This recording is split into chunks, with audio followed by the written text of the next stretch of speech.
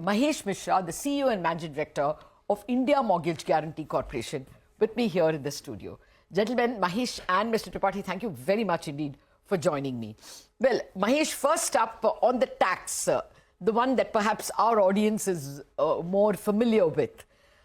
This 1.5 lakh, which we get on interest, and 2 lakh on principal, was, fixed long back. Right. Do you think there is a reason to ask for more? Yeah, so there are two parts to this. One, I think there is a consistent focus on growing housing because of the obvious upsides that housing provides. But can there be more? Yes, because there are certain stark data points staring us in the face. If you look at 2 years back, 52% of all home buyers were first-time home buyers. That number is now down to 48%. Okay. If you look at sub 15 lakhs, 61% used to be first-time home buyers. That's now down to about 57, 58%. So the first-time home buyer population is going down. The average borrower age is also remaining flat. So youngsters are not buying? Youngsters are not buying, or not buying as much. And housing, as you know, has moved from being a pre-retirement necessity in one generation to being something we like to do in our 30s. Yeah. But that's remained flat.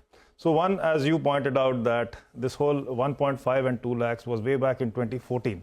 And if you just look at the RBI's housing index, if it was 2014, it was 100, it's now 178. Okay. So there has been a 78% increase in prices without a commensurate tax benefit flowing in. So I think that's something which definitely the government should look at. The second part, which may not be tax exemption, is stamp duty.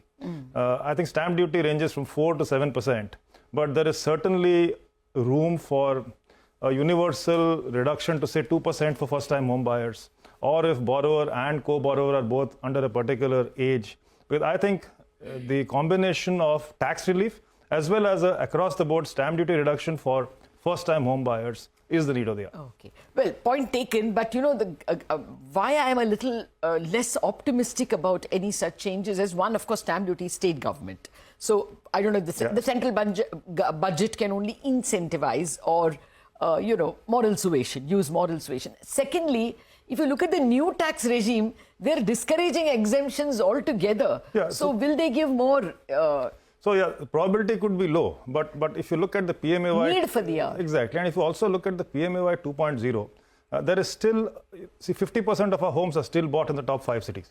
And the PMAY 2.0 caps your unit price at 35 lakhs. Okay. If you look at EWS in the top 5 cities, the average unit price is 26 lakhs. If you look at LIG, it is 47 lakhs. So there is an asymmetry in what PMAY hopes to achieve and what the real estate prices seem to show today. Pricing, I don't know. We spoke at the time of the election to the Andhra Chief Minister's team, and they were crying about getting land for their capital, Amaravati. I mean, they're going to rival locations.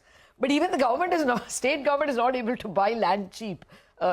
Such is their problem. You wanted to add to anything that can be tweaked in PMAY 2.0? Now, when we are talking affordable housing, when we are talking affordable housing incentives, whatever has come so far has come to the developer. Yes. Now, let's also look at the financiers. The target segment of 15 lakhs and below, or 20 lakhs and below, wherever you want to peg it, this is a segment that will largely be addressed by housing finance companies. 70% of our lending is still by banks. Yes.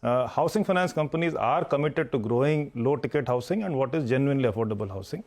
Now, when we talk affordable housing, we only talk of potentially higher margins because interest rates that they can charge are slightly high. But I think we don't realize that it's a very difficult business to scale up. The headwinds are significant.